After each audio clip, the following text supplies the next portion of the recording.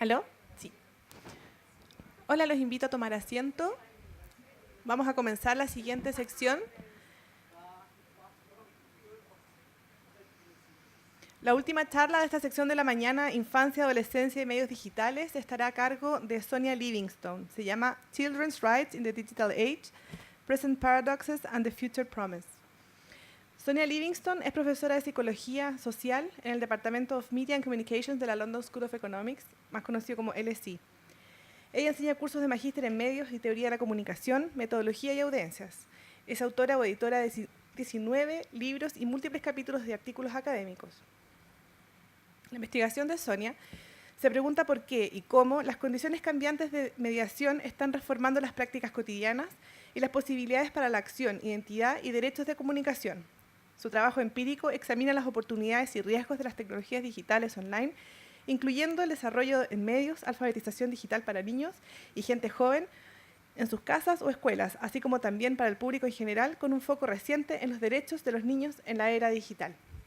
Estamos muy honrados de tener a Sonia con nosotros hoy, así que la dejamos acá el escenario para Sonia. Adelante.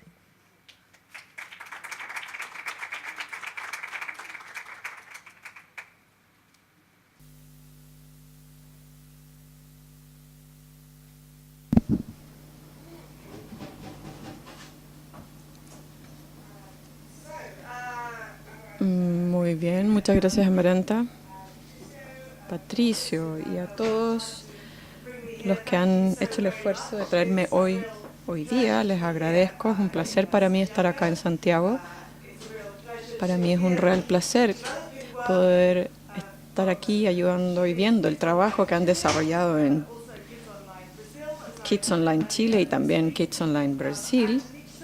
Y me agrada conocer a tantos colegas de distintas partes del mundo y de Latinoamérica y ver cómo nuestro trabajo se está desarrollando a través del diálogo y de nuestra colaboración.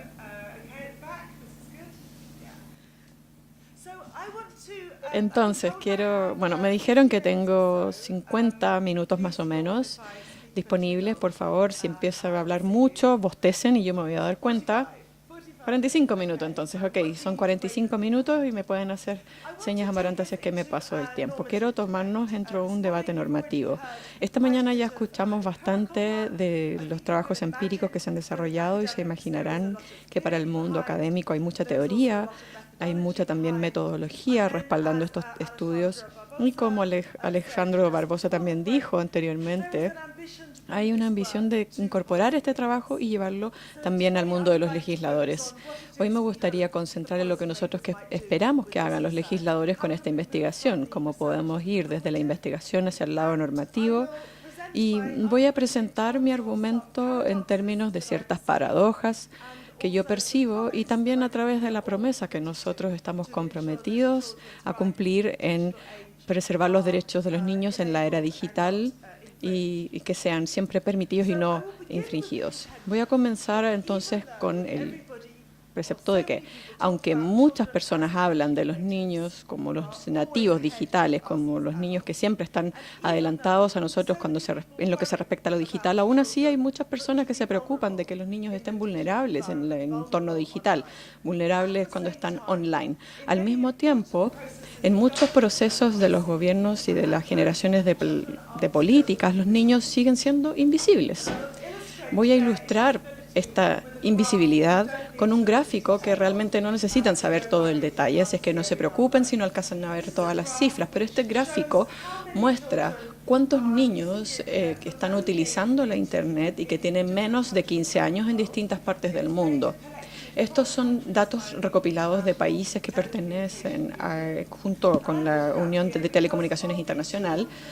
Ahora, de los más de 200 países en el mundo que están participando en esto, principalmente casi todos tienen acceso a Internet para sus niños, pero estos son los únicos países que producen datos en base al uso de Internet de los niños. La mayoría de los países, aunque nosotros sabemos que los niños se conectan, gran parte de los países no mide y no incluye, incluso en las estadísticas más básicas, el uso de Internet, pero de parte de niños. Entonces, los individuos generalmente en las estadísticas sociales, esto quiere decir aquellos que son por más allá de los 16 o 18 años, no están presentes. Ahora, mi segunda preocupación es que no se ven a los niños generalmente como un problema o una preocupación.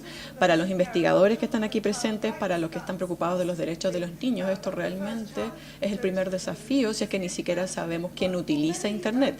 Pero para muchos estadísticos sociales y también para muchos gobiernos, planificadores de gobiernos y la industria, ni siquiera los vemos como un problema que los niños no sean representados y que se queden invisibles. Pero, aunque podamos hacer un mejor cálculo, pareciera que 1 de cada 3 usuarios de Internet en el mundo tiene menos de 18 años. Entonces no son una mayoría, pero sí son una cifra significativa, una minoría significativa. Podemos ver aquí en este gráfico que hay distintos países que decidieron en qué punto podría iniciarse el uso de Internet a distintas edades. Hay unos que consideraron de los 5 años hacia arriba, otros de los 10, 12, otros desde los 18 solamente. Entonces, aunque el Internet, su gobernabilidad y su marco de derechos no distingue edades, no distingue a los niños, estamos hablando de que 1 de cada 3 de los usuarios son niños y producto de que el crecimiento futuro y el número de usuarios de Internet va a seguir aumentando en el global sur o en el hemisferio sur y porque la gran proporción o la gran mayoría de la población del hemisferio sur también va a ser usuaria de Internet, entonces el futuro del Internet en el mundo va a ser cada vez más importante que se incluya a los niños. Los niños entonces deben ser vistos, deben ser mencionados y por lo tanto sus derechos también se tienen que cuidar.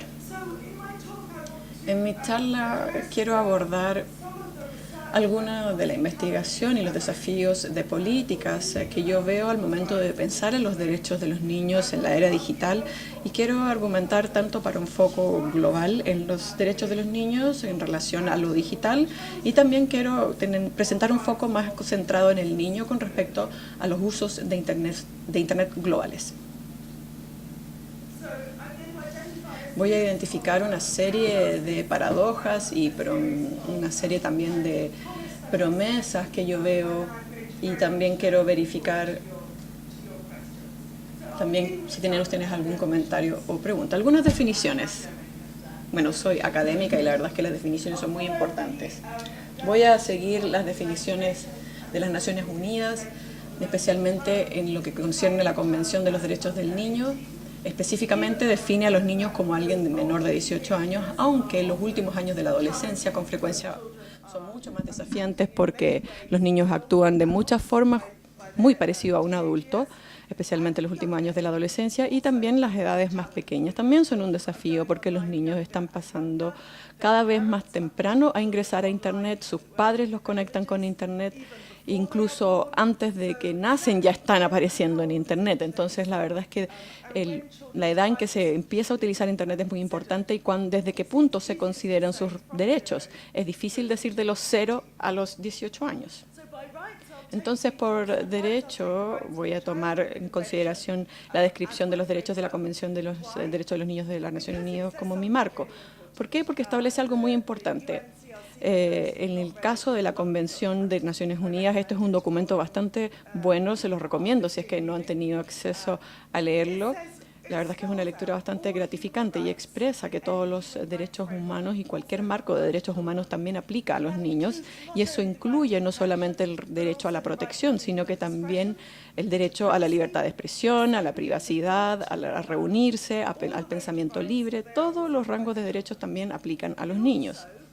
También establece ciertos mecanismos de foco específicos a los niños para poder asegurarse de que los derechos de los niños fuesen respetados y no infringidos. Ahora, obviamente eso va por sobre incluso de los mecanismos de los adultos, porque obviamente los de los adultos son mucho más difíciles para los niños para que ellos tengan acceso. Y también agrega algunos derechos que son particulares y específicos a los niños, como por ejemplo el derecho al desarrollo, el derecho a jugar, el derecho de tener una crianza cuidadosa. Ahora, ¿qué quieren decir esos derechos en el entorno digital? ¿Qué quieren decir estos derechos en la era digital? Bueno, ¿cómo concebimos estos derechos? ¿Cómo la gente concibe sus necesidades en la era digital? Creo que todos ya recientemente hemos reformulado nuestras necesidades básicas tan pronto como tenemos acceso a los servicios. Pero, por ejemplo, como estaba diciendo Alejandro anteriormente aquí, por ejemplo, mi batería. Justamente él dijo que se estaba quedando sin batería y se iba a quedar sin su acceso, pero bueno. El segundo acceso después de la batería vendría siendo la pregunta de ¿hay Wi-Fi? Ahora, los niños están en circunstancias tremendamente diversas, pero al poner esta diapositiva yo también quiero establecer un punto en particular. Aunque lo digital se haya vuelto tan crucial para nuestras necesidades y derechos básicos, no quiero abogar hacer una determinación tecnológica sobre los cambios sociales y sobre los cambios de la tecnología, sino que cómo la gente utiliza la tecnología digital, cuáles son los propósitos, qué es lo que decidimos regular. Y aunque yo les haya dicho esto como broma al principio, la verdad es que no es que lo digital se haya vuelto lo más importante como necesidad para los seres humanos, ni tampoco es que sea necesariamente el cambio más importante de nuestra sociedad. No estoy tratando de centrarme solo en la tecnología, pero sí quiero prestar atención al hecho o a la forma en que nosotros ahora estamos poniendo todas nuestras necesidades básicas en una especie de plataforma digital de propiedad privada donde funcionan las redes que son mediadas digitalmente y que nos conectan y que reconfiguran nuestros derechos y también los derechos de los niños en formas que yo creo que todavía no entendemos por completo. Así que para poder entender los derechos de los niños en esta era digital, voy a comenzar hablando de las perspectivas y las visiones de los niños. Aquí, por ejemplo, estoy recurriendo al trabajo de colegas en Australia, particularmente Amanda Third y sus colegas, que hicieron entrevistas con niños en todos los países que están allí con los puntos rosados en el mapa y les preguntaron cómo ellos pensaban en sus derechos en la era digital, en distintos contextos y distintas culturas.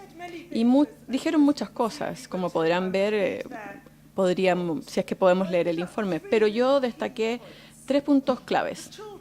Para los niños, la tecnología de Internet y móvil se convierte en el medio clave mediante el cual ellos pueden ejercer todos sus derechos, no solamente como ellos lo ven, que es el derecho a tener acceso a Internet, sino que derecho a información, derecho a educación, derecho a participación.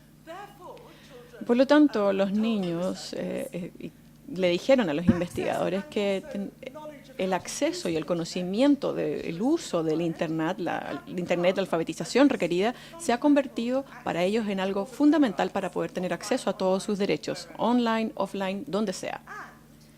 Y, en tercer lugar, aunque nosotros con frecuencia digamos que los niños no necesariamente entienden cuál es la responsabilidad o que ellos deban tener la responsabilidad de sus derechos y acciones en el entorno digital, sí dicen, ellos mismos dicen que quieren ser escuchados y que esperan ser consultados en procesos que gestionen sus derechos en entornos digitales, incluso cuando tenga que ver con gobernabilidad del Internet. En Reino Unido nosotros hicimos un ejercicio el último año de consultar a los niños de manera deliberada, preguntarles cómo se imaginaban ellos sus derechos en el mundo digital, qué es lo que ellos pensaban. Y la verdad es que no era simplemente un focus group rápido, sino que era una conversación de mediodía en donde nosotros les presentábamos los dilemas de sus derechos en la era digital, cómo manejar su privacidad, cómo equilibrar su protección versus su participación en Internet. Y el informe que ellos nos presentaron sus propios pensamientos de Internet y la verdad es que pueden ver que participaron niños así de jóvenes y que efectivamente podrán darse cuenta que se les puede consultar con respecto a sus derechos, no simplemente tienen que ser adultos los que determinen por ellos cuál es el acceso y qué es lo que pueden hacer en Internet. Así es que creo que desde los niños ya estamos recibiendo una agenda ambiciosa y exigente. Nosotros como investigadores, así como todos los legisladores que están preocupados del entorno digital, también queremos considerarlos a ellos, pero como decía anteriormente, con mucha frecuencia los niños mismos son invisibles en estos debates y sus necesidades, sus preocupaciones, cuando se toman decisiones en torno a sus vidas, ellos siguen permaneciendo invisibles. Entonces, el problema, y todos podríamos tener distintas concepciones del problema según la investigación vista hoy de Chile y lo que escucharemos más adelante hoy de Brasil, eso nos da una sensación de algunos de los problemas que surgen para los niños si sus derechos en el entorno digital no son cuidados. Estos problemas tienen que ver con seguridad, oportunidad y problemas vinculados con las llamadas el comercio y problemas vinculados con el gobierno o la gobernanza. Me quiero concentrar en algunos de esos problemas y desafíos. Comenzaré con el desafío de garantizar que los derechos en línea queden respetados como son respetados en el mundo análogo. Incluye una cita de una persona importante en UNICEF que dijo en una entrevista conmigo hace unos años algo que me inspiró realmente. Era claro para UNICEF en Bangkok, en el sudeste asiático, cuando el entorno social de los niños no solo es físico, sino también digital, eso tiene un impacto en prácticamente todos los aspectos de su vida. Entonces, si existiera una convención sobre los derechos de los niños para la era digital y recomendaciones de política para los gobiernos para decir lo que debieran hacer, bueno, si eso existiera sería un buen punto de partida. El problema, entonces, para ilustrarlo sencillamente con un chiste muy viejo, creo que los chistes viejos a veces son los mejores. El punto aquí, bueno, obviamente en Internet nadie sabe que eres un perro, pero bueno, en Internet, obviamente para los propósitos nuestros, nadie en Internet sabe que eres un niño. Recuerden que cualquier cosa que se haga, 1 en 3 usuarios es un niño. A diferencia de ese mundo análogo, offline, si un niño entra a la sala, vamos a tratar de no tratarlos diferentes si entraran caminando acá, pero sabemos que están acá en la sala. En línea, nadie sabe que usted puede ser un niño. Y se han hecho muchos esfuerzos para tratar de descubrirlo. Y uno de los desafíos interesantes es que esos mismos esfuerzos a veces infringen la privacidad y hacen que los niños corran riesgos. Entonces no existe una manera sencilla de solucionar esto. Dado que en Internet nadie sabe que estamos hablando de un niño como usuario, es muy difícil, es diferente a lo que puede ocurrir en la vida diaria. Ahí sí podemos estar más atentos a sus necesidades y derechos. Es más difícil en Internet. Encontré esta imagen para tratar de comprender lo que estamos haciendo a medida que la sociedad cada vez entra más a las estructuras digitales. Quizás hemos sustituido todo con eBay, con Google. La biblioteca ahora es Google. Bueno, el cine es YouTube. Bueno, hay más escogencias, sí. Todos estos lugares son espacios cruciales en los cuales pasamos mucho tiempo. Entonces, esta imagen es inadecuada en el sentido que en estos lugares digitales, dado que como no sabemos quién es un niño, lo que todavía no hacemos es lo que hemos logrado hacer offline. No podemos tratar a un niño de manera diferente en términos de sus derechos y necesidades cuando entran a Google, es diferente cuando entran a una biblioteca. No podemos cuidar sus necesidades conforme a su edad y su necesidad de protección es diferente cuando entran a un cine o cuando entran en YouTube. El niño que entra a Facebook, bueno, Facebook no es lo mismo que salir a jugar en el parque, aunque a muchos les puede parecer divertido. Le falta precisamente esas normas sociales, esas protecciones que todos ejercemos cuando vemos a un niño en un parque, quizás se cayó y se hizo daño. O quizás quiere subirse a un árbol y alguien tiene que ayudarlo. Entonces, ciertamente hay dificultades para ejercer estas normas sociales de los adultos hacia los niños y entre los niños mismos. Tenemos medios muy torpes, muy poco sutiles, muy poco establecidos, con muy pocos matices en el mundo en línea comparado con el mundo offline. cuando miramos a los niños, realmente lo que debemos hacer es tratar a cada niño conforme a sus mejores intereses y conocer cuáles son los mejores intereses de los niños. Si no sabemos que es un niño, es un desafío. Entonces queremos desarrollar nuevas normas sociales, mejorar la estrategia regulatoria. Sin embargo, tenemos otros problemas y este problema se ilustra en este gráfico que nos cuenta que Internet sigue cambiando cada vez que hemos logrado o pensamos que hemos desarrollado prácticas y políticas. Siempre llega una nueva app o llega, como hablamos antes, los llamados, las microecologías digitales. Quizás haya muchos niños en una de esas microecologías y que los adultos ni siquiera se den cuenta que estén ahí. Podría ser beneficioso, podría ser perjudicial.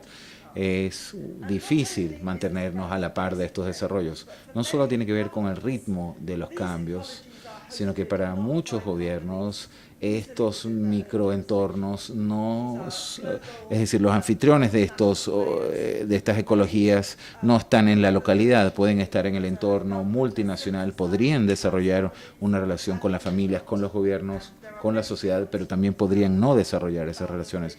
Hay muchas historias en el mundo acerca de las relaciones que estas compañías están desarrollando con sus contextos locales. Bueno, ese era el problema de pasar de un entorno fuera de línea a estar en línea. Pero ahora quiero hablar de los problemas cuando los derechos entran en conflicto. Los derechos en los que yo quiero enfatizar acá son conforme a la Convención de los Derechos del Niño, que están organizados en términos de protección, provisión y participación. Es decir, no están todos los derechos, pero hay varios ahí contenidos. Podemos ver de inmediato cómo cada uno de estos grupos de derechos tienen implicancias significativas en el entorno digital. Los derechos de los niños a la protección probablemente sea la prioridad para muchas personas. Vemos muchas maneras en que las actividades en la edad digital amenazan la seguridad de los niños, amenazan su dignidad y su privacidad. Los investigadores están haciendo un seguimiento del crecimiento y todo este tipo de explotación sexual y de especie de pololeo indebido con los niños, el acceso a pornografía. Hay obviamente amenazas reputacionales, contenido odioso, el ciberbullying, es una lista cada vez más larga. Eso es, solo llegar a la categoría completamente es un desafío.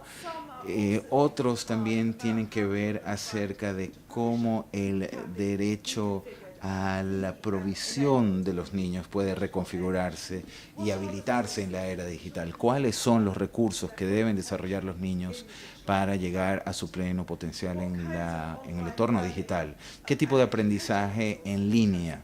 ¿Qué tipo de recursos educativos? ¿Qué clase de información buscan los niños? ¿Y a cuál información tienen derecho? Y se puede quizás presentarse de una mejor manera, de una manera más asequible en el entorno digital. ¿Qué hay acerca del derecho a divertirse, a jugar, a ser creativos, a conectar? Y lo que muchas veces se olvida, pero quizás es el aspecto más emocionante, es cómo se pueden habilitar los derechos a la participación de los niños mediante el entorno digital. La parte más controversial de la Convención de los Derechos de los Niños, que era la insistencia sobre el artículo 12, es el derecho de los niños a ser consultados en temas que le importan y los derechos de los niños a participar en el mundo, no en una casilla especificada para los niños, sino en el mundo en general. Y eso sin duda es un desafío. Ahora, ahí donde la Convención de los Derechos de los Niños quizás ayude menos, es cómo equilibrar estos grupos de derechos. Imagínense que ustedes el hacedor de política o el padre o el docente. ¿Cómo ponderar estos derechos? La Convención insiste que los derechos no pueden categorizarse, todos deben ser respetados por igual. Ahora, si yo muestro acá esta imagen de los niños nadando en el río en el Reino Unido, muchos padres verán aquí una necesidad de protección. Esto no es un caso de que están juzgando o de participación o disfrute del entorno. Esto es una situación de riesgo y debe detenerse, por ejemplo. Quizás podríamos decir lo mismo de niños subiéndose a los árboles. No sé cómo es en Chile, pero en el Reino Unido hay menos árboles que los niños pueden subirse a los árboles. Hay maneras en que evitamos que los niños se suban a los árboles. Estos son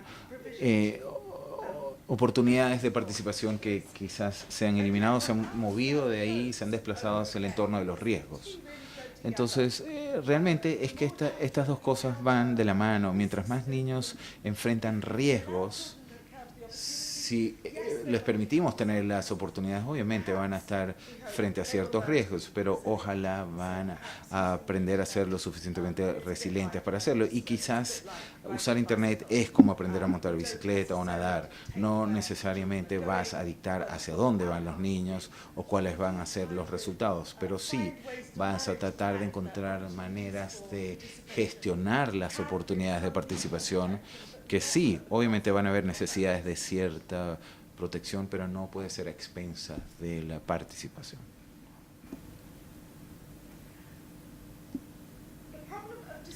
El problema de distinguir oportunidades, separarlas de los riesgos. Quizás los niños nadando en el río ya ilustra la ambigüedad de este tipo de decisión. ¿Qué es una oportunidad y qué es un riesgo? Podríamos hablar como si supiéramos la diferencia, diseñamos nuestros informes de esa manera. Este es el capítulo de oportunidades y este es el capítulo de riesgos online, pero es difícil trazar esa línea. Como dijo alguien hoy, es que lo importante es escuchar la voz de los niños, la narrativa de los niños, de cómo puede ser una actitud de apoyo y otra que debe ser de manejo o de gestión. Esta imagen se viralizó en los medios europeos, no sé con qué tanta intensidad, hace un año, e ilustra mi punto de vista ilustrativamente. ¿Por qué? Porque se tomó de inmediato como nuestra generación digital que siempre va a preferir Facebook a Rembrandt. Resulta, y a todos nos dio mucho vergüenza después, es que estos niños se les había dado una tarea para comprender Rembrandt de mejor manera utilizando una app online colectiva donde encontrarían información adicional para conversar en conjunto y comprender el cuadro de una mejor manera. Ilustra de buena manera qué rápidos somos en prejuzgar a los niños que pasan mucho tiempo con sus teléfonos, y es un juicio negativo sobre los valores conforme a los cuales ellos viven, y de hecho nos llevan la delantera. Están haciendo algo que quizás nosotros mismos no sabemos cómo hacer. Voy a darle otro ejemplo. Esta no es mi imagen preferida, me gustan mucho de las imágenes de mi presentación, pero esta la encontré bastante rápido, pero quiero ilustrar un punto con esto. En el Reino Unido y quizás en otros países tenemos una pugna para enseñarle a nuestros niños en el colegio cómo enseñarles apropiadamente acerca del sexo, la expresión sexual, la identidad sexual y el acoso sexual en línea. Lo que hemos descubierto en el proceso de búsqueda es que cuántos niños están visitando los sitios web para buscar pornografía, porque realmente lo que están buscando es información de sexo y pornografía, y lo que están encontrando es pornografía, y encuentran pornografía porque, como dije, Internet es un espacio comercial que busca maximizar tráfico. Y segundo, es un espacio gobernado por adultos que al parecer quieren mucha pornografía. Y en tercer lugar, porque nosotros como adultos no le estamos dando recursos de educación online a los niños cuando lo quieren y de las maneras que lo quieren encontrar, de manera que también hay un desafío para los hacedores de política. Entonces, ¿es una oportunidad o un riesgo? El aprendizaje de pornografía quizás es terrible, quizás lo es. ¿Cómo vamos entonces nosotros a entregar información que sea diferente? Un ejemplo más de las ambigüedades y de las oportunidades y riesgos. Este es un ejemplo de un sitio o una página que se llama ProMia, por bulimia. Es una página en donde las niñas que son anoréxicas o quieren ser anoréxicas o bulímicas ingresan. A ellas les preocupa su peso, con su aspecto, y ingresan ahí para tener información. Obviamente, este tipo de páginas debiese detenerse. ¿Por qué Facebook no cierra esta página? ¿Por qué estamos viendo esto? Esto es un problema en nuestra sociedad. Las chicas en particular tienen problemas de autoimagen. Pero cuando los investigadores buscan y analizan conversaciones como estas, que se desarrollan en estas páginas, descubren una mezcla bastante complicada de que se estimulan entre ellos para hacer cosas que no son sanas. Y también encuentran apoyo y encuentran comprensión de aquellas que ya están en el camino de la anorexia y la bulimia y no hay nadie más que las entienda. Entonces, es también un aspecto de apoyo social, de pares.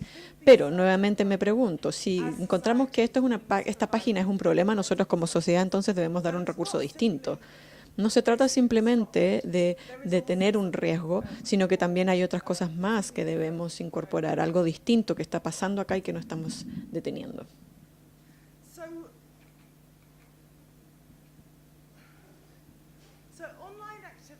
Las actividades en línea pueden ser ambiguas en términos de si son una oportunidad o un riesgo. Los adultos y los niños no siempre ven las actividades online de la misma forma, tienen opiniones distintas y por supuesto los niños, como son niños con frecuencia, están buscando sus propias acciones, sus propios espacios para poder explorar sus derechos online y por lo tanto las oportunidades en línea les sirven de formas que quizás no buscan la aprobación de los adultos. Pero como decía anteriormente, el Internet mismo no es un espacio diseñado para niños. Les voy a dar entonces, bueno, no es una broma muy antigua, pero también una de mis bromas favoritas. Hemos rediseñado este sitio, verifique que toda esta información todavía corresponda. No dejar todo privado, no anunciar mi ubicación, etcétera. Bueno, los niños tienen derechos a privacidad y hay distintas formas de apoyar el derecho de los niños a privacidad. Creo que muchos de nosotros podríamos decir que lo hacemos de una forma que es un poco confusa incluso para los alumnos, entonces también con frecuencia son confusas para los niños y para los más jóvenes. Como les decía anteriormente, estos son espacios comerciales que de manera bastante reticente abordan el tema de los derechos de los niños. La verdad es que no han pensado necesariamente en los usos de sus servicios por parte de niños y por lo tanto, y por supuesto, tienen otros objetivos en mente. Su preocupación es maximizar el uso, no personalizar las oportunidades de acuerdo a las necesidades o el mejor interés de los niños. De hecho, su preocupación es maximizar publicidad, no necesariamente gestionar privacidad. Entonces, como resultado, la privacidad no es bien gestionada para el caso de los niños y hay muchas cosas que efectivamente sí perturban a los niños en Internet. Esto es una gráfica que me dibujaron hace poco cuando le di a un diseñador una serie de cosas que los niños decían que los perturbaban al entrar a Internet, cosas que ellos encontraban problemáticas. Y esta diseñadora hizo este gráfico que representa y que captura todas las cosas que ven los niños y que les molestan. No sé dónde está Patricio, pero quizás esto responde un poco a la pregunta que tenía él, de qué es lo que en este caso se les preguntó, ¿qué es lo que te molestó que viste en Internet en el último año? Y este gráfico lo demuestra. Bueno, aquí podemos ver que la crueldad hacia los animales es algo que les molesta, algo a lo que no le prestamos mucha atención como adultos. Los que están viendo una decapitación, sí, muchas veces también eso lo ven en las noticias y es por eso que quizás sea difícil para ellos enfrentar estas condiciones. Y Patricio también decía en la mañana, no es que queramos prohibirlo todo, sino que queremos encontrar formas en que los niños, de acuerdo a sus capacidades, puedan lidiar con ciertos grados de riesgo que les permita genera resiliencia en vez de que se pongan a tener pesadillas. Pero obviamente podemos ver que hay ocasiones en que nos equivocamos y las pesadillas son realmente el resultado de lo que nosotros no hacemos. Ahora, coincidentemente, con respecto al riesgo y que sea una probabilidad y no necesariamente pueda ser una necesidad, también aplica a las oportunidades.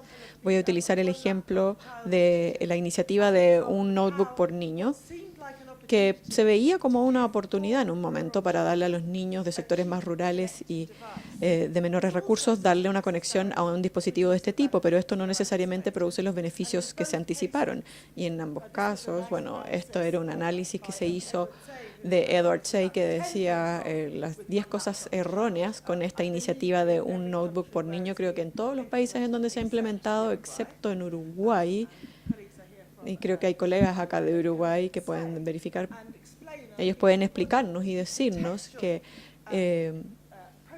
cuáles son los procesos de contexto, las normas sociales que se tienen que tener en cuenta si es que un dispositivo efectivamente va a entregar beneficios y al mismo tiempo que un dispositivo podría también dar como resultado un daño.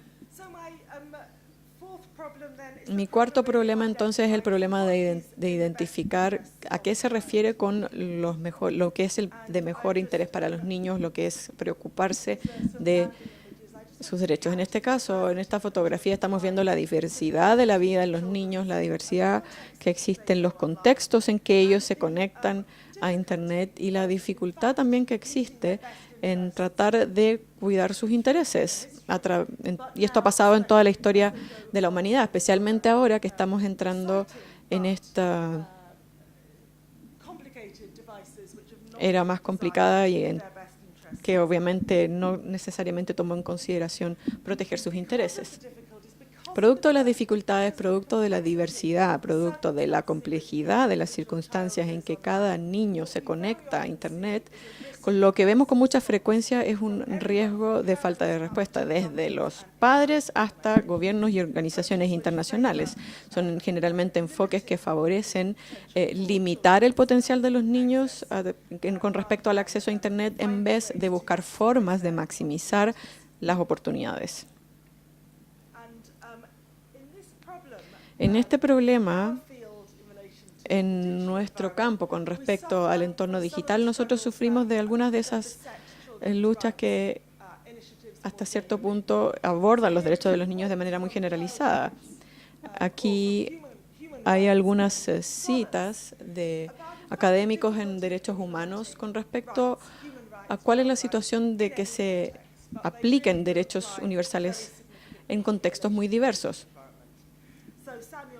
Samuel Moyn, él dice que le preocupa la dificultad de pasar de un derecho formal, como por ejemplo el derecho a la privacidad de un niño, y pasar de eso a un contexto en particular de cómo podemos asegurar los derechos de los niños a la privacidad, por ejemplo, en Instagram.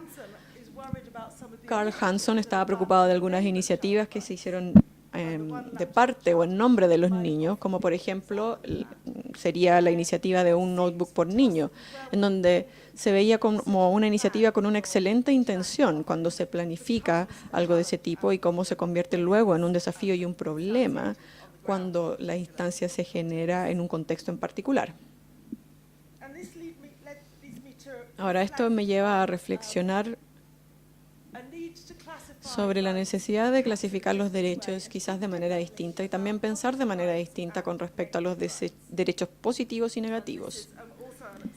Este es otro argumento en donde Samuel Moyn ha desarrollado trabajo en nociones en base a Isaiah Berlin, que es bastante específico en los conceptos positivos y negativos de libertad, conceptos minimalistas y maximalistas de libertad, ya de más de medio siglo.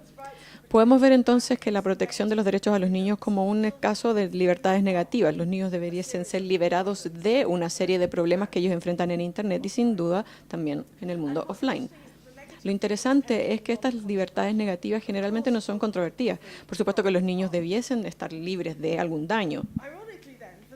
Pero irónicamente, a los que les gusta luchar por los derechos de los niños, hay muchas libertades positivas que son mucho más controvertidas. Por ejemplo, los niños tienen derecho a aprender. ¿Aprender qué?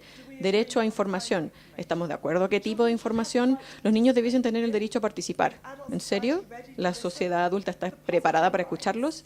Los derechos positivos son, la verdad, es que los más controvertidos, porque son los derechos que se ven más sujetos a el hecho de que nosotros estamos interviniendo con nuestra perspectiva más privilegiada y del hemisferio norte, que no tienen límites. ¿Cuánta participación, cuánta educación van a tener acceso, cuánta información se les va a entregar? ¿Les vamos a entregar todo? Entonces, los derechos positivos, aunque suenen, y yo realmente los respaldo, son un desafío para todos nosotros el poder implementarlos. Ahora les presento una cita de Wysis que habla sobre la sociedad de información, que debiese estar escrita en los días en que los legisladores y los grupos de interés internacionales en primera vez se dieron cuenta de que los niños estaban usando Internet y los medios sociales y hicieron esta declaración formal como parte de la Declaración de Ginebra de Principios y Plan de Acción para la sociedad futura de información. Estamos comprometidos a una visión que incluya a los niños, niños del futuro. Los niños deben ser empoderados, debemos concentrarnos particularmente en niños que no tienen aún este beneficio y estamos comprometidos a respetar los derechos de los niños. Puse también esta afirmación desde 2003 para ver si es que algo ha pasado desde entonces. Y si acaso efectivamente pensamos que este plan se llevó a cabo, si el mundo es mejor para los niños en Internet particularmente o no. Y obviamente también está implícito que hay ciertos problemas bastante difíciles tratando de entender cómo realmente nosotros podemos tomar esta visión y llevarla de aquí al futuro. Tenemos que convertirlo en algo más práctico. Una respuesta a este problema es que la verdad es que nunca necesitamos realmente hacer esto, porque los padres tienen la responsabilidad clave por sobre sus hijos y ellos pueden hacerlo todo, ¿cierto? Ellos pueden ser los que pueden tener la carga de asegurarse de que los derechos de sus hijos sean respetados también online. Pero lo que sabemos y lo que nos indican las encuestas en distintos países una y otra vez es que muchos padres no tienen la conciencia, no tienen el tiempo, muchas veces ni siquiera la disposición, muchas veces tampoco los recursos ni la comprensión para poder asegurarse de que los derechos de sus hijos en línea sean respetados. Y por supuesto son los padres con las mayores dificultades, los que se encuentran en más necesidad propia, los que son menos estables, los que pueden apoyar los derechos de sus hijos online y por lo tanto mientras más confiemos en los padres, más vamos a exacerbar las inequidades porque mientras más recursos necesiten los padres para tomar esa oportunidad, entonces esa responsabilidad más difícil va a ser para ellos tomarla y aún así va a ser más difícil que sus vidas puedan, que ellos puedan ser capaces de liderar las vidas de sus hijos y de cuidar sus derechos. Ahora, lo que vimos en la cumbre mundial sobre la sociedad de la información principalmente tenía que ver con el gobierno o la gobernabilidad presente en Internet. Esta es una caricatura. Creo que el antiterrorismo es parte importante de la agenda, pero la protección de los niños sigue siendo importante por lo que se grafica aquí. Mientras unos están luchando por los derechos de los niños y por un gobierno más regulado en términos de Internet, estamos viendo cada vez más censura, más restricción para Internet. Y la verdad es que se hace muy difícil hacer una negociación con aquellos que quieren defender a los derechos de los niños haciendo esto, el no quedarse atrapados en algún tipo de lucha distinta que no vaya más allá de las libertades en Internet y la censura en Internet. Yo creo que es por eso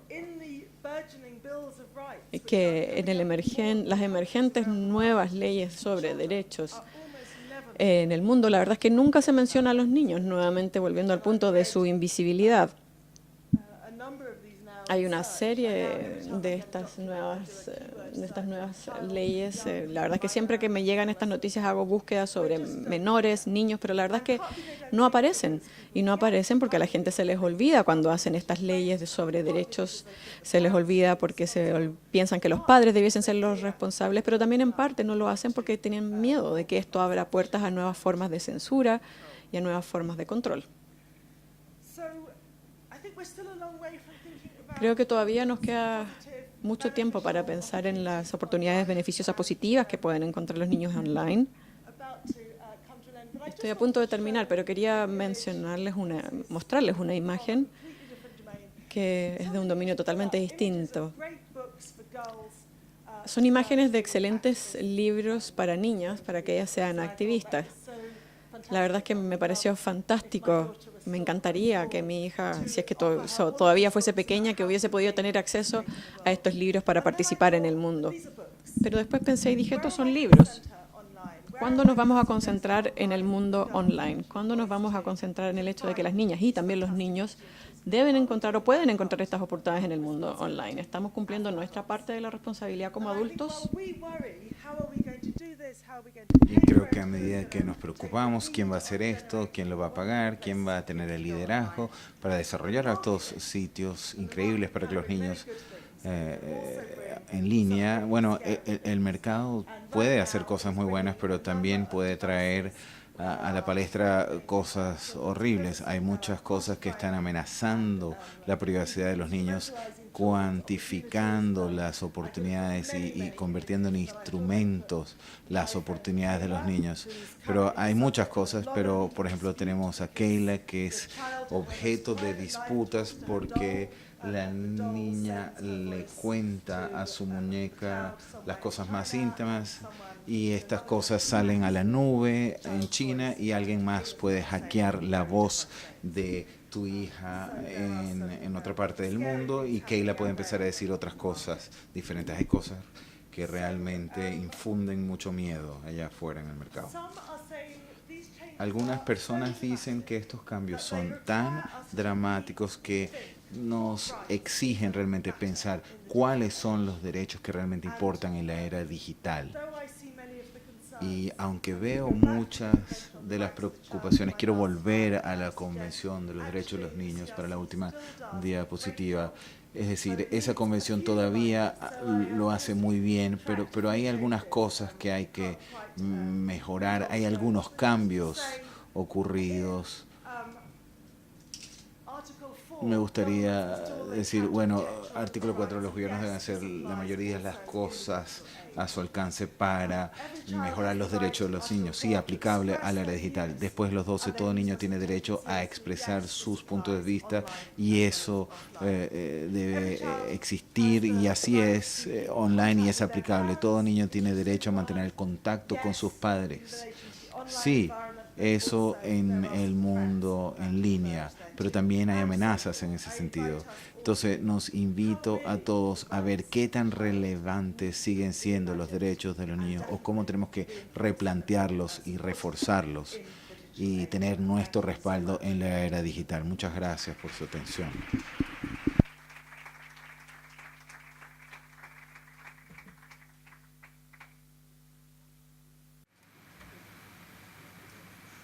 Yeah.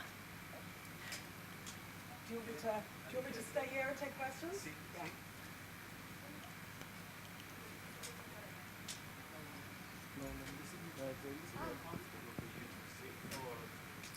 Yeah, maybe. I can do it.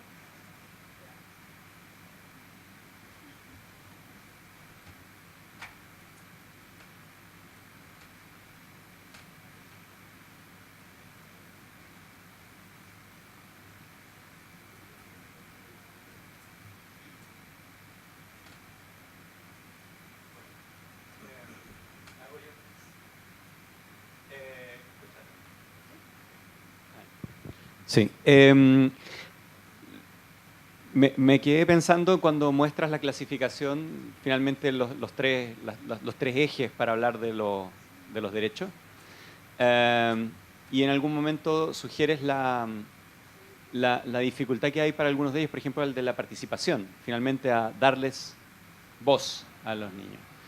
Si puedes profundizar un poco más, o si tienes algunas reflexiones al respecto, de cuál es, finalmente, cómo es que el niño termina siendo prácticamente una amenaza finalmente para un orden, o a qué le tenemos miedo finalmente para generar esa participación. ¿Qué es lo que está faltando para que puedan ejercer ese derecho a la participación en términos generales, en tanto voz o decisiones, por ejemplo, o a ser consultados incluso?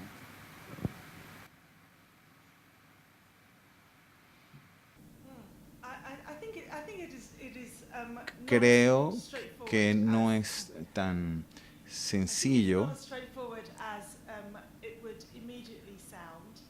como podría sonar así a primeras de cambio, de inmediato.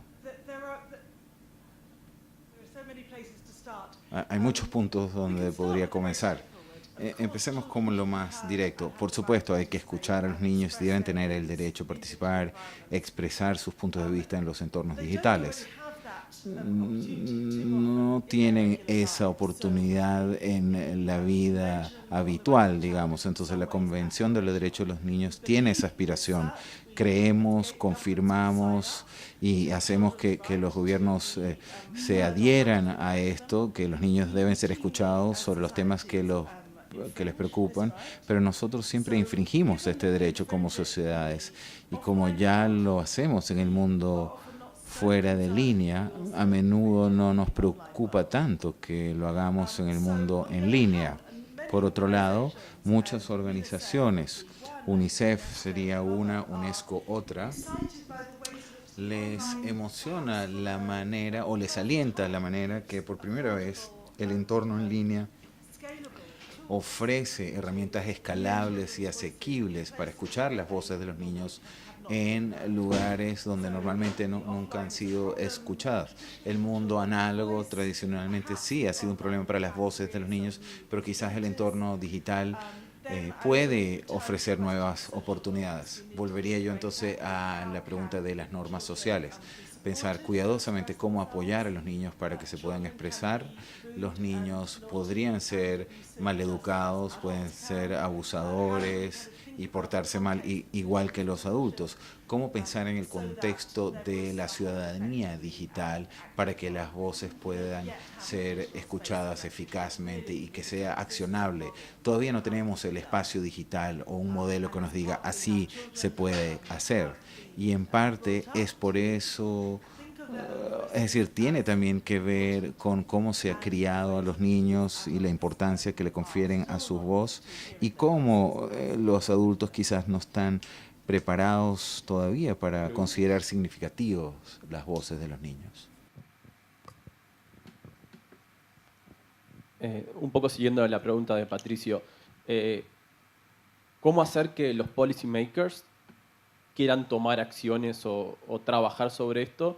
Un poco por los riesgos que mencionabas tú y que hay. En primer lugar, los niños no votan y en el mundo offline creo que se ve eso, que las políticas de infancia a veces no son la prioridad en muchas ocasiones. No hay colectivos organizados realmente por niños para niños, como hay para adolescentes, a veces para jóvenes, para adultos mayores, colectivos de mujeres. A veces es difícil que se organicen, pero después es riesgoso poner un niño a hablar en la televisión. Hay varios ejemplos en diferentes países que no sale bien esas cosas a políticos y puede ser riesgoso. Y es como este tipo de discurso a veces puede ser difícil de convencer a un policymaker que lo tome.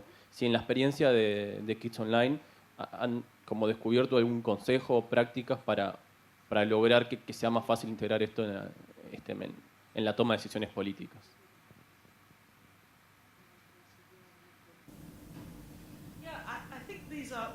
Ciertamente, buena pregunta. La manera, o sea, el desafío no tiene nada que ver con Internet, en cierta manera, y con el entorno digital. La cosa es cómo hacemos que se escuche a los niños. Quizás otros acá tengan un análisis de por qué podría ser un poco alarmante si nunca escucháramos lo que dicen las mujeres, o ciertas religiones, o ciertas razas. Pero si no escuchamos de los niños, de alguna manera, eso lo aceptamos. Entonces quizás necesitamos politizar la niñez y las voces de los niños para sentir esa injusticia de no escucharlos, incluso los temas que los afectan directamente, como la educación, la comunidad, los recursos que se le asignan, la información disponible para ellos. Dicho eso, todo Estado, todo país en el mundo, salvo Estados Unidos, ha sido un signatario de la Convención de los Derechos de los Niños. Sí estamos comprometidos a encontrar un camino.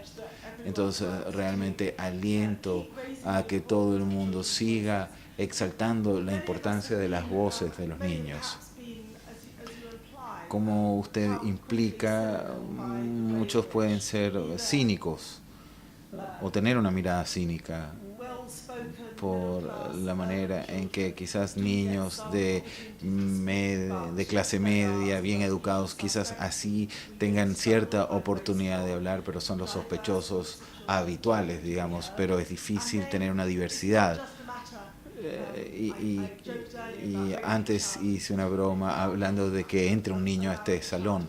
No es solo que pueda entrar un niño a una sala llena de adultos con normas de adultos. Realmente tiene que ver con pensar cómo diseñar otros espacios donde los niños puedan participar y sentirse cómodos. Y sí hemos vuelto a pensar acerca de nuestros espacios físicos en torno a, por ejemplo, las normas sutiles que han excluido las voces de las mujeres. Ahora nos hemos preocupado por eso, sí. También ahora tenemos que hacerlo para los niños y muchos otros grupos, para decir, bueno, no es solamente tener aquí a un niño sentado, es ver esto de una manera más amplia, como un proceso más profundo en nuestra sociedad y respaldar ese proceso. Y luego sí, Internet ahí nos puede permitir saltar algunos obstáculos. A los niños les encanta comunicarse por Internet. Todo el mundo puede tener un dispositivo y pueden compartir en distintas partes del país en lugar de reunir a las personas en la capital y el mundo de Internet permite eso. No queremos exagerarlos, pero sí queremos sacarle el máximo partido. Para seguir este último punto, creo que también necesitamos más investigación. Esta es la primera vez en que realmente, dado que los niños participan mucho en el entorno online, quizás de manera no intencionada, sus voces se están usando para generar políticas públicas, porque el Big Data se está utilizando para diseñar políticas en todas partes. Entonces, lo que los niños están haciendo en Internet está siendo utilizado por gobiernos y por empresas. Y creo que realmente no estamos totalmente entendiendo los cambios implícitos de esto en la creación de políticas. Cuando hablamos de participación de adultos, no es tan intensa en la creación de políticas. Los gobiernos fingen que nos oyen, que fingen que oyen a las mujeres, realmente no están escuchando. Normalmente la política pública está siendo creada por el modelo tradicional de la democracia representativa, un modelo que está en entredicho en este momento. Entonces, vamos a consultar realmente a todos y cuáles van a ser los resultados de esos resultados. Por ejemplo, en Colombia. Ese es el riesgo y la oportunidad de este mundo nuevo. Hay que esforzarnos más para entender qué augura esto, para bien o para mal, esta inclusión de niños, incluso lo que está ocurriendo sin nosotros saberlo, por esta mayor participación de ellos. Ese es un lado del problema. Y me gustaría escuchar sus comentarios sobre lo siguiente. Cuando diseñamos políticas en el pasado para proteger derechos cívicos o civiles y políticos, nos podíamos dar el lujo a esperar hasta que los niños fuesen adultos. Ahora, cuando generamos políticas para procesos electorales o para organizar normas de tránsito o de tráfico, dado que los niños no manejan, no tienen licencias, solo vemos a los adultos en estas distintas políticas. Ahora, en el mundo en línea no nos podemos dar este lujo. Cuando estamos hablando de temas de privacidad, es importante y hay desafíos para el mundo adulto, pero también es así para el mundo de los niños. Y esto es nuevo para todos, incluso para los hacedores de políticas. Y si puedes comentar sobre eso, sería interesante. Gracias. Muchas gracias. Excelente comentario. Voy a comentar para hacerme eco de lo que dijo Patricio. ¿Por qué los hacedores de políticas deberían pensar en los derechos de los niños en la era digital? Espero aprender un poco más acerca del contexto de la política acá, de las políticas, pero algo que veo en Europa es un número creciente de problemas que vienen con no escuchar. Y creo que los hacedores de políticas están empezando a ver que como no están prestando atención a la manera en que las personas viven y sus motivaciones, sus acciones, hay una serie de problemas que se han venido acumulando que son costosos y problemáticos. Creo entonces que la pregunta del el cyberbullying o el mandoneo digital, si se quiere, esto está sorprendiendo a los gobiernos porque pareciera que no involucra algo ilegal, las fuerzas del orden no están involucradas, digamos, pero hay problemas muy serios en términos de salud mental y daño autoinfligido, y las instituciones no están resolviendo esto. Entonces hay nuevos desafíos que deben abordar y en cierto momento termina siendo más fácil teniendo una política para ver cómo los niños interactúan entre sí, después de un periodo en que han venido diciendo, no, esto es cuestión de niños nada más. Pero hablando de bullying, quizás podría haber sido bueno tener una política sobre bullying antes de Internet. Internet hace que muchas cosas sean visibles, que no lo eran antes, y tenemos que lidiar con muchas cosas que antes quizás ignorábamos. Hay momentos en que no lidiar con el problema a veces es peor que no lidiar con el problema. Me acuerdo que la primera vez que hablamos con gente de Facebook en Europe hace poco, con respecto a las regulaciones de privacidad, pensé que iban a decir algo así como que esto debiese ser autorregulado, que esto debiésemos organizarlo nosotros en nuestra plataforma, tenemos nuestros propios términos y condiciones. Pero la verdad es que lo que pensé fue que ojalá que todos los gobiernos europeos se juntaran y acordaran cómo hacer una legislación de este tipo, porque si no vamos a seguir escuchando evidencia, seguir haciendo reuniones y simplemente podríamos tener un marco para poder hacerlo. Creo que esta es una etapa de madurez de cómo nuestra sociedad está lidiando con Internet, que hasta este punto creo que ya hemos llegado a un punto en donde hay mayor atención en las políticas sobre los problemas de la vida diaria. Pero también tienes razón, esto tiene que suceder muy rápido, porque no podemos esperar que los niños sigan creciendo, no podemos esperar consultarles cuando ya sean adultos. Tenemos que estamos implementando tecnologías y estamos descubriendo desafíos quizás mucho más rápido que cualquier otro cambio que hayamos vivido antes. Trato de pensar en cualquier otro cambio que haya sucedido así de rápido. Y la verdad es que ahí es que cuando lo más crucial para mí se convierte en que analicemos que el hecho de que hay tantos procesos diarios que en la historia de la humanidad se han desarrollado en la sociedad civil, en el espacio público o en la privacidad de una casa, ahora se han convertido en plataformas comerciales digitales que registran todo lo que hemos hecho, que monetiza el registro de todo lo que hacemos y nosotros somos dueños de ese registro.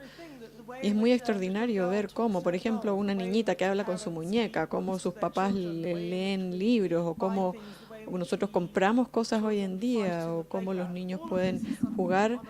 Todo esto está en una plataforma ahora que nosotros, el público mismo, no es dueña de ella y no podemos regular. Entonces hay unos realmente grandes desafíos entre las políticas privadas y públicas que yo creo que tenemos que priorizar. Y por supuesto los niños quizás también son como están un poco atrapados entre medio de esto y son los que están revelando el problema que estamos enfrentando. Es que, por ejemplo, la muñeca Kayla y Hello Barbie son las situaciones en que, por ejemplo, como podemos ver que el Internet de las cosas realmente está tomando nuestros datos y poniéndolos en riesgo. La verdad es que esto debiese ser suficiente para que sea esencial para todos como preocupación.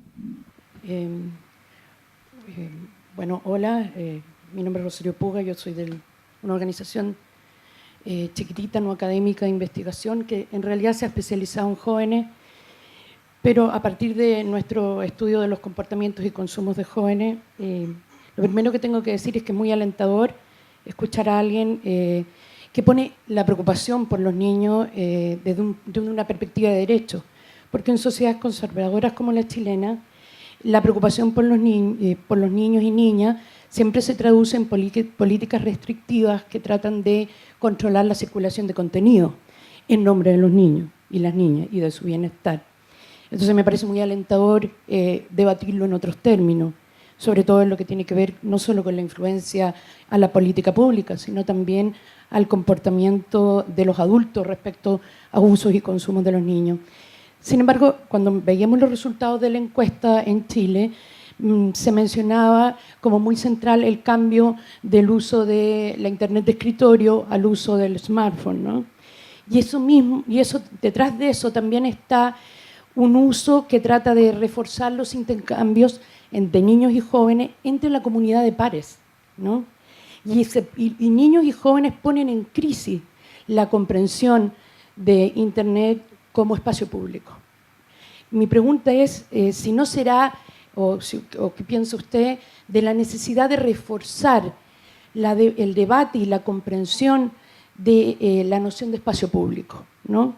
Más allá de las redes de pares, porque es un paradigma del asunto que es muy fundamental precisamente en la lógica de dar más voz, tener perspectiva de derecho y efectivamente poder aumentar, yo diría de manera sustantiva, la calidad de la democracia para jóvenes y niños, ¿no? Que hoy día pasa por ahí. Y lo último, comentar que yo creo que es cerrado hoy día hablar de que jóvenes y niños dominan las tecnologías de la comunicación versus sus padres no. Para los mecanismos de educación en torno a los usos de Internet, hoy día es fundamental darse cuenta de que tenemos familias digitales, no por un lado adultos que no lo son y niños y jóvenes que son nativos. O sea, creo que es una perspectiva que hay que cambiar.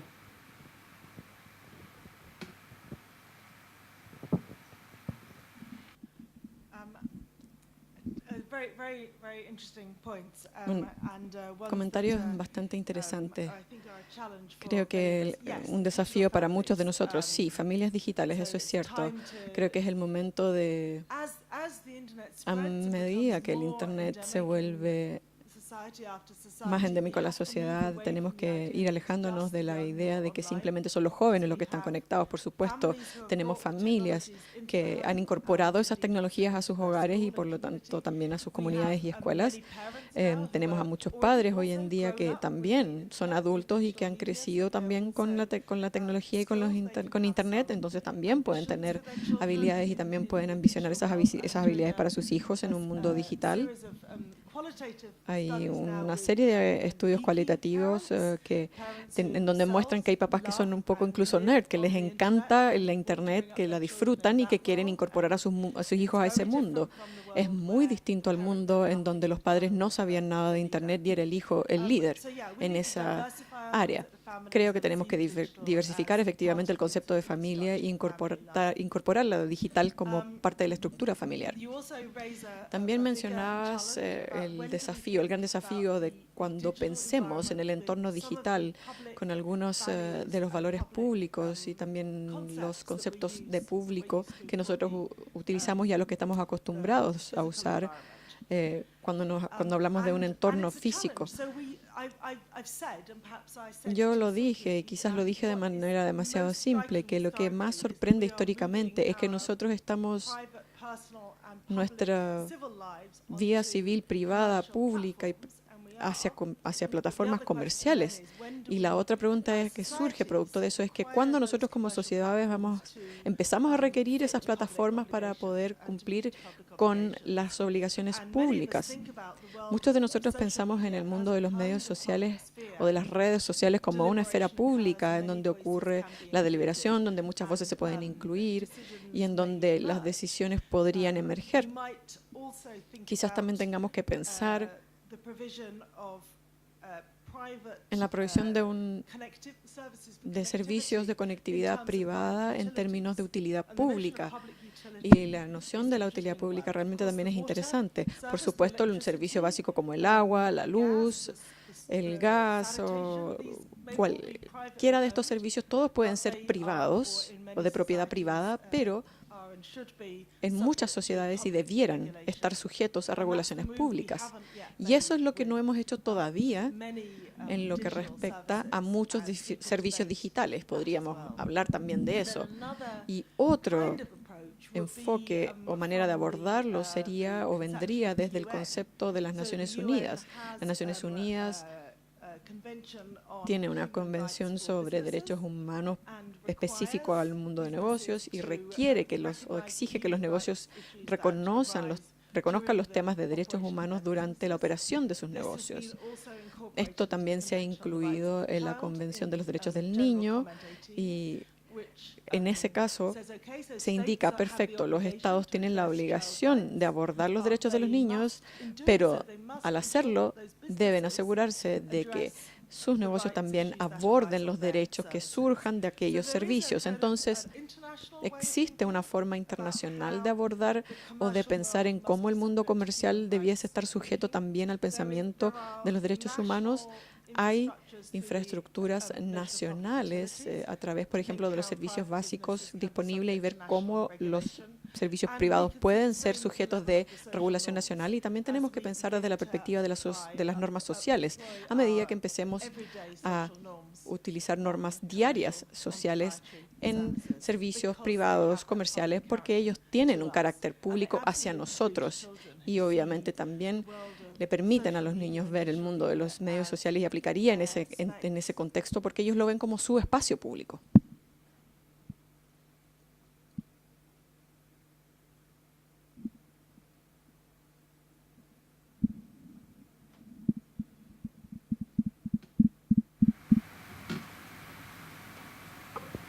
Yo quería comentar, I'm going to speak in Spanish. So.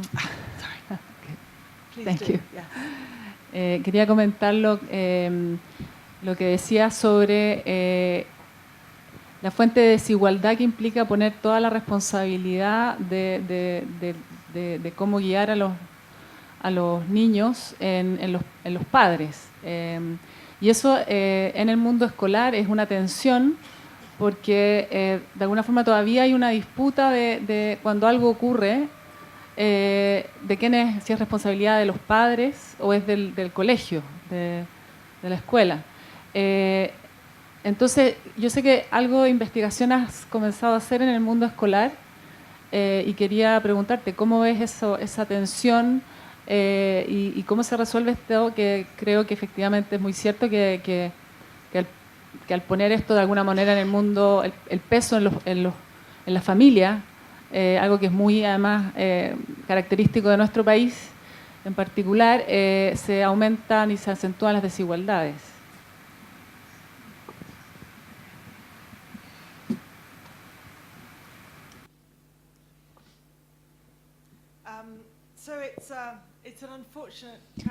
Es una paradoja bastante desafortunada que las personas que nosotros creemos son los más apropiados de guiar a los niños y de apoyarlos, y quienes realmente son los que debiesen estar totalmente disponibles sean los padres. Sin embargo, hay muchos desafíos para los padres al momento de tomar esta responsabilidad y, como hemos dicho también, mientras más confiamos en los padres, que ellos mismos no están preparados, más entonces exacerbamos las desigualdades a nivel de sociedad. Quizás la pregunta no es que quién sea responsable, sino que quién está en mejor condición de poder marcar una diferencia y de poder hacer las cosas distintas. Quizás sea el caso aquí. En Reino Unido muchas escuelas dicen tenemos demasiadas cosas que hacer ya. El hecho de que los niños peleen cuando estén en receso o que cuando compartan fotografías en la habitación de su casa, eso no es nuestro problema. Nosotros tenemos que enseñarles ciencias y matemáticas. Yo he visto eso totalmente, pero ¿en qué son buenas las escuelas? En educar a la gran mayoría, no a todos. Siempre, por supuesto, hay niños que quedan fuera, pero la gran mayoría. Y ellos se encuentran ubicados como para analizar estos problemas, no desde una perspectiva, no lo ven como una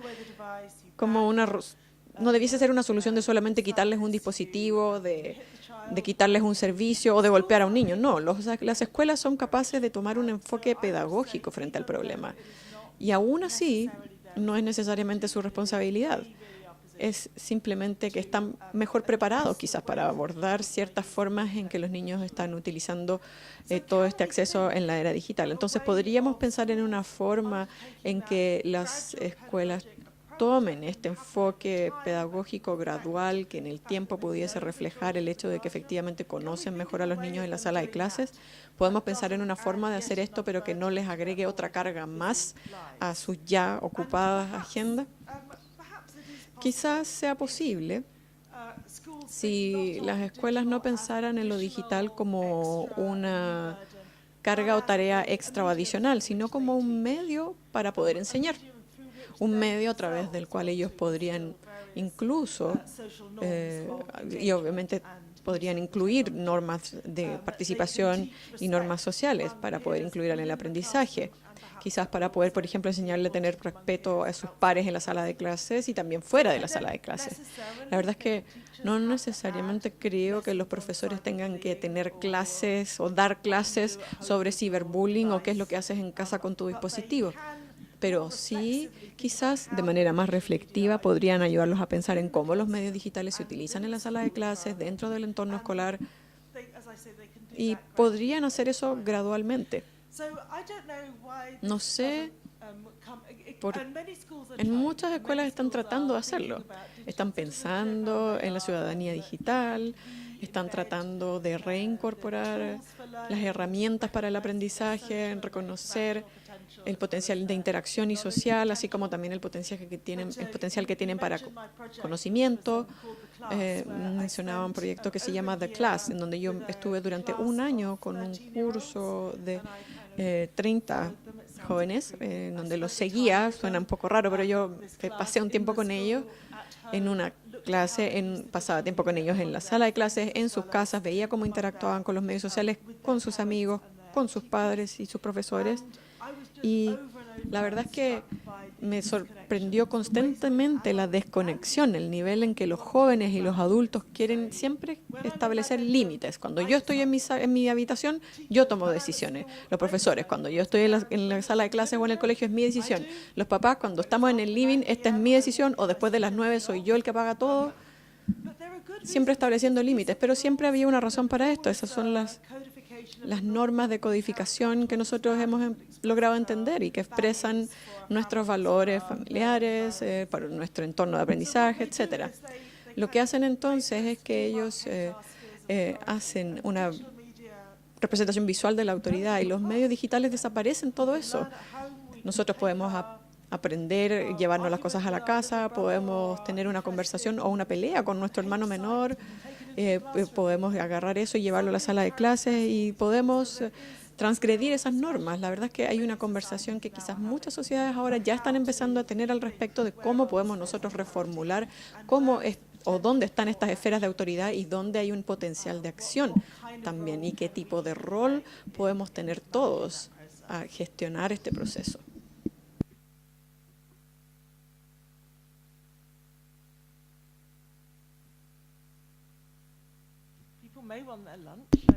Quizás se quieran ir a almorzar, quién sabe.